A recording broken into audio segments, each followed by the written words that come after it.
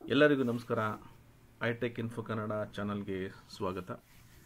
ಇದು complete power BI DAX basic to advanced series. ಇದು ನಮ್ಮ 30ನೇ ವಿಡಿಯೋ. ಈ ಸೀರೀಸ್ನ 30ನೇ ವಿಡಿಯೋ. ಮತ್ತು ಈ ವಿಡಿಯೋದಲ್ಲಿ ನಾನು ನಿಮಗೆ ಡೇಟ್ ಫಂಕ್ಷನ್ಸನ್ನು ತಿಳಿಸ್ಕೊಡ್ತೀನಿ. ಇದು ನಮ್ಮ ಭಾಗ 1 ಮತ್ತು ಭಾಗ 2ನೇ ಮುಂದಿನ ಭಾಗ. ಇದು ಭಾಗ 3.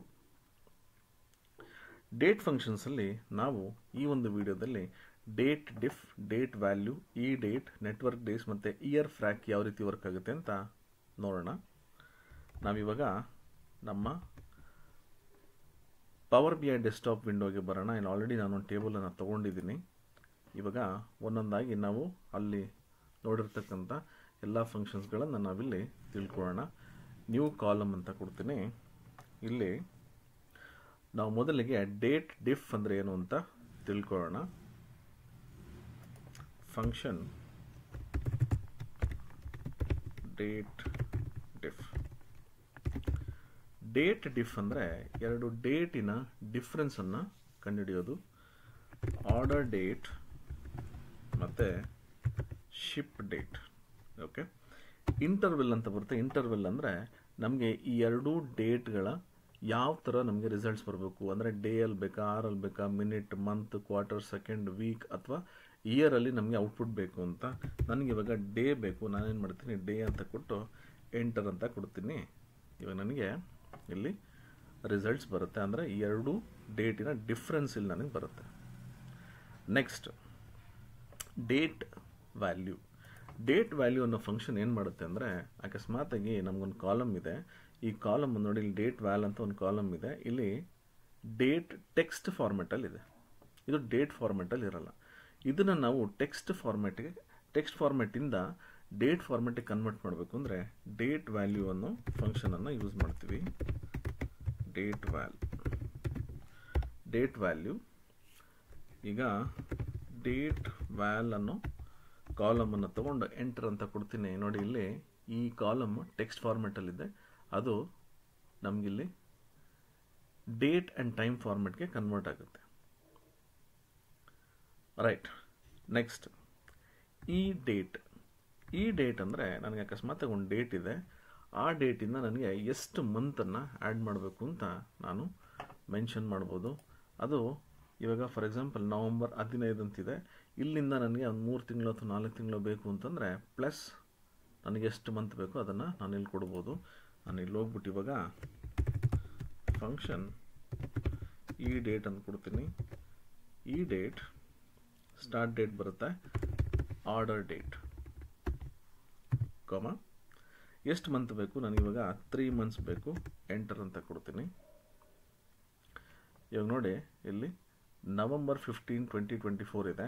ಇಲ್ಲಿ ನೋಡಿದ್ರೆ ನನಗೆ ಫೆಬ್ರವರಿ 15, 2025 ಬರುತ್ತೆ. ಅಂದರೆ ಈ ಡೇಟಿಂದ 3 ಮಂತ್ಸನ್ನು ನಾನು ಆ್ಯಡ್ ಮಾಡಿದ್ದೀನಿ. ಸೊ ಈ ರೀತಿ ನಮಗೆ ಈ ಡೇಟ್ ಯೂಸ್ ಮಾಡಿಕೊಂಡು ಡೇಟ್ಗಳನ್ನು, ಮಂತ್ಸ್ಗಳನ್ನು ನಾವು ಆ್ಯಡ್ ಮಾಡ್ಬೋದು. ನೆಟ್ವರ್ಕ್ ಡೇಸ್ ಯಾಕೆ ಯೂಸ್ ಮಾಡ್ತೀವಿ ಅಂದರೆ, ನಮ್ಗೆ ಅಕಸ್ಮಾತಾಗಿ ವರ್ಕಿಂಗ್ ಡೇಸ್ ಎಷ್ಟಿದೆ 2 ಡೇಟ್ಗಳಲ್ಲಿ ಅಂತ ಕಂಡುಹಿಡಿಯೋದಕ್ಕೆ ನೆಟ್ವರ್ಕ್ ಡೇಸನ್ನು ನಾವು ಯೂಸ್ ಮಾಡ್ಕೋಬೋದು. ನೋಡಿ, ಇವಾಗ ನಾನಿಲ್ಲಿ ನೆಟ್ವರ್ಕ್ ಡೇಸ್ ಅಂತ ಕೊಡ್ತೀನಿ. ನೆಟ್ವರ್ಕ್ ಡೇಸ್ ಸ್ಟಾರ್ಟ್ ಡೇಟ್ ಕೇಳುತ್ತೆ. ನಾನು ಆರ್ಡರ್ ಡೇಟನ್ನು ಕೊಡ್ತೀನಿ ಸ್ಟಾರ್ಟ್ ಡೇಟ್ಗೆ, ಶಿಪ್ ಡೇಟ್ ಕೊಡ್ತೀನಿ, ಇಲ್ಲಿ ವೀಕೆಂಡ್ ಕೇಳುತ್ತೆ. ಸಪೋಸ್ ನಿಮಗೆ ಈ ವೀಕೆಂಡ್ ಏನು ಕೊಡಬೇಕು ಅಂತ ಗೊತ್ತಿಲ್ಲ ಅಂತಂದರೆ, ಇದು ಆ್ಯಕ್ಚುಲಿ ಸೀರಿಯಲ್ ನಂಬರನ್ನು ಕೊಡಬೇಕು. ನಾನೇನು ಮಾಡಿದ್ದೀನಿ, ನಮ್ಮ ಈ ಫಂಕ್ಷನ್ಸಲ್ಲಿ ಲಿಂಕ್ಗಳನ್ನು ಕೊಟ್ಟಿರ್ತೀನಿ. ಈ ಲಿಂಕ್ ನೀವು ಕ್ಲಿಕ್ ಮಾಡಿದ್ರೆ ಇದು ಮೈಕ್ರೋಸಾಫ್ಟ್ ವೆಬ್ಸೈಟ್ಗೆ ತೊಗೊಂಡೋಗುತ್ತೆ. ಇಲ್ಲಿ ಜಸ್ಟ್ ಸ್ಕ್ರಾಲ್ ಮಾಡಿದ್ರೆ ಇದರ ಸಿಂಟೆಕ್ಸ್, ಎಕ್ಸ್ಪ್ಲನೇಷನ್ ಎಲ್ಲ ಇರುತ್ತೆ. ಇಲ್ಲಿ ನೋಡಿ, ವೀಕೆಂಡ್ ಅಂತ ಇರುತ್ತೆ. ಇಲ್ಲಿ ಹೋದರೆ ನೋಡಿ, ನನಗೆ ಎಲ್ಲ ಸೀರಿಯಲ್ ನಂಬರ್ ಇಲ್ಲಿರುತ್ತೆ. ಯಾವ ಒಂದು ಡೇಟ್ ಅಥವಾ ಡೇಗೆ ನನಗೆ ನಾನ್ ವರ್ಕಿಂಗ್ ಡೇ ಅಂತ ಕೊಡಬೇಕು, ವೀಕ್ಲಿ ಆಫ್ ಅಂತ ಕೊಡಬೇಕು, ವೀಕೆಂಡ್ ಅಂತ ಕೊಡಬೇಕು, ಇಲ್ಲಿ ಮೆನ್ಷನ್ ಮಾಡ್ಬೋದು. ನೀವೇನು ಕೊಟ್ಟಿಲ್ಲ ಅಂದರೆ ಸ್ಯಾಟರ್ಡೇ ಆ್ಯಂಡ್ ಸಂಡೇ ಅಂತ ತೊಗೊಳುತ್ತೆ ವೀಕೆಂಡ್. ಇಲ್ಲ ಅಂದರೆ ನೀವು ಸ್ಪೆಸಿಫೈ ಮಾಡ್ಬೋದು. ನಾನು ಇಲ್ಲಿ ಇವಾಗ 11 ಅಂತ ತೊಗೋತೀನಿ. ಅಂದರೆ ನನಗೆ ಸಂಡೇ ಮಾತ್ರ ವೀಕೆಂಡ್ ಬೇಕು. 11 ಅಂತ ಕೊಟ್ಬಿಟ್ಟು ನೋಡಿ, ಇಲ್ಲಿ ಹಾಲಿಡೇಸ್ ಅಂತಿದೆ. ಅಕಸ್ಮಾತ್ ಏನಾದರೂ ನಿಮಗೆ ಯಾವುದಾದ್ರು ಒಂದು ಟೇಬಲ್ ಇದ್ದು ಹಾಲಿಡೇಸ್ ಅಂದರೆ ಯಾವುದೆಲ್ಲ ಈ 2 ಡೇಟ್ ಏನಿದೆ ಅದರಲ್ಲಿ ಹಾಲಿಡೇಸ್ ಮೆನ್ಷನ್ ಮಾಡಬೇಕು ಅಂದರೆ ಮಾಡ್ಬೋದು. ನನಗಿವಾಗ ಯಾವುದೋ ಹಾಲಿಡೇ ಟೇಬಲ್ ಇಲ್ಲ, ಅದನ್ನು ಇಗ್ನೋರ್ ಮಾಡಿ ಎಂಟರ್ ಅಂತ ಕೊಡ್ತೀನಿ. ನನಗಿವಾಗ ನಂಬರ್ ಆಫ್ ವರ್ಕಿಂಗ್ ಡೇಸ್ ಬರುತ್ತೆ ನೋಡಿ.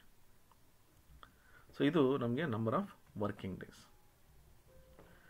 ಇಯರ್ ಫ್ರ್ಯಾಕ್, ನನಗೆ 2 ಡೇಟ್ ತೊಗೋತೀನಿ, ಅದರ ಡಿಫ್ರೆನ್ಸ್ ಬಂದು ಫ್ರ್ಯಾಕ್ಷನ್ಸಲ್ಲಿ ಬೇಕು ಅಥವಾ ಡೆಸಿಮಲಲ್ಲಿ ಬೇಕು. ಅವಾಗ ನಾನು ಏನು ಮಾಡ್ತೀನಿ, ಇಯರ್ ಫ್ರ್ಯಾಕ್ ಅಂತ ಕೊಡ್ತೀನಿ. ಕಾಲಮ್ ಫಂಕ್ಷನ್ ಇಯರ್ ಫ್ರ್ಯಾಕ್ ಅಂತ ಕೊಟ್ಟರೆ ಫಸ್ಟ್ ಡೇಟ್ ಕೇಳಿದ್ರೆ start date, order date, end date ಬಂದು ಶಿಪ್ ಡೇಟ್ ಅಂತ ಕೊಡ್ತೀನಿ. ಬ್ರ್ಯಾಕೆಟ್ ಕ್ಲೋಸ್ ಮಾಡಿ ಎಂಟರ್ ಅಂತ ಕೊಟ್ಟರೆ ನನಗಿಲ್ಲಿ 0 ಅಂತ ಬರುತ್ತೆ. ಅಥವಾ ನೋಡಿ ನಂಬರ್ ಆಫ್ ಡೇಸ್ ಏನಿದೆ ಇಲ್ಲಿ ಅದು ಫ್ರ್ಯಾಕ್ಷನ್ಸಲ್ಲಿ ಬರುತ್ತೆ. ಇದರ ಡಿಫ್ರೆನ್ಸು. ಸಪೋಸ್ ನೋಡಿ ಇಲ್ಲಿ ಈ ಡೇಟ್ ಅಂತಿದೆ, ಇದನ್ನು ನಾನಿವಾಗ ಈ ಡೇಟಿಗೆ ಚೇಂಜ್ ಮಾಡ್ಕೋತೀನಿ. ಫಂಕ್ಷನ್ ಈ ಡೇಟ್ ನೋಡಿ, ಇಲ್ಲಿ ಬಂದು ನನಗೆ 0.02 ಅಂದರೆ ಇಷ್ಟು ನಂಬರ್ ಆಫ್ ಡೇಸ್ ಅಷ್ಟೇ ಡಿಫ್ರೆನ್ಸ್ ಇದೆ.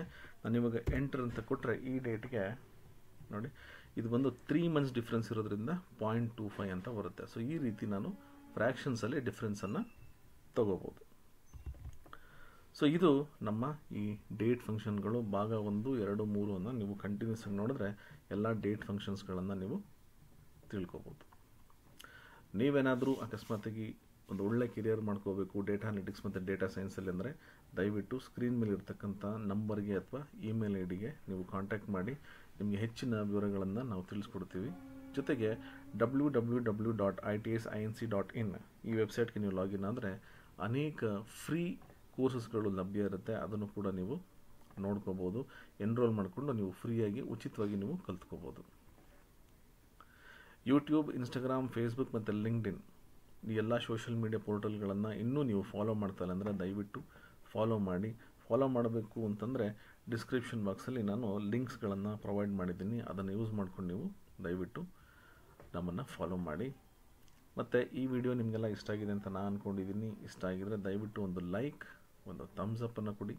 ನಿಮ್ಮ ಅನಿಸಿಕೆಗಳನ್ನು ಮತ್ತು ನಿಮಗೆ ಏನು ಅನಿಸ್ತು ಅಂತ ಕಾಮೆಂಟ್ ಮಾಡಿ.